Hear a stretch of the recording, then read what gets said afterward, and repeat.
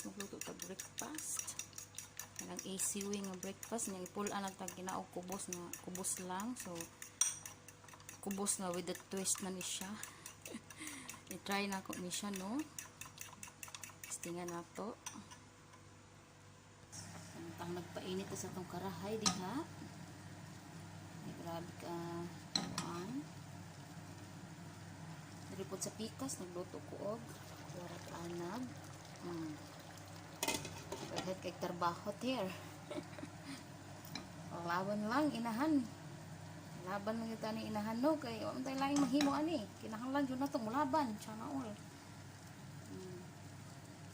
So nag-init na yata ito, so dito na testing atong kamotsa. Joke lang, ngayon ito slob, no.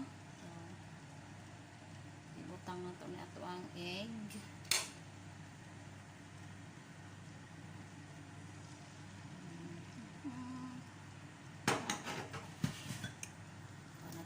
Mga langga kayo.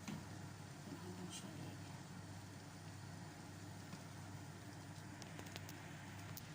Ayan siya. Medyo gahi-gahi na. Tang natin siya diha. Ito.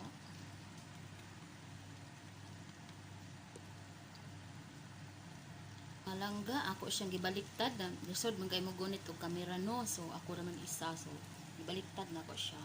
Pa-brown na to siya gamay. Mga langga, butangan nato siya aning cheese. Yung appearance. Tapos, halong cheese.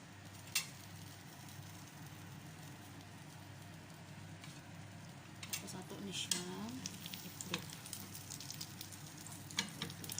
So, mara na siya ang kuan. Dapat ito i-flip siya. Okay. Siya, ito ang kadali dito. At ayan na po ang ating breakfast. Sana po masaya po kayo sa video ko. At nasarapan kayo sa luto ko. Sarapan ako. Ay, mayon tang nalamian mo ani, no. So, sana all og ako po may naot ko nalami ni. Char. Asin ra jud akong gibutang ani ba. Og itlog duha, isa ka kubos, cheese ug halong cheese.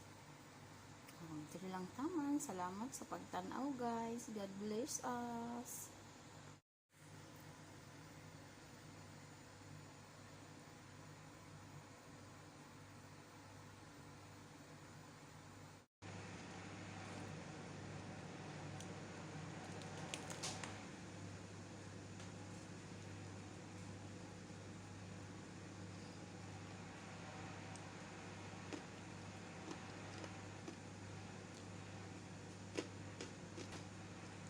Lamig.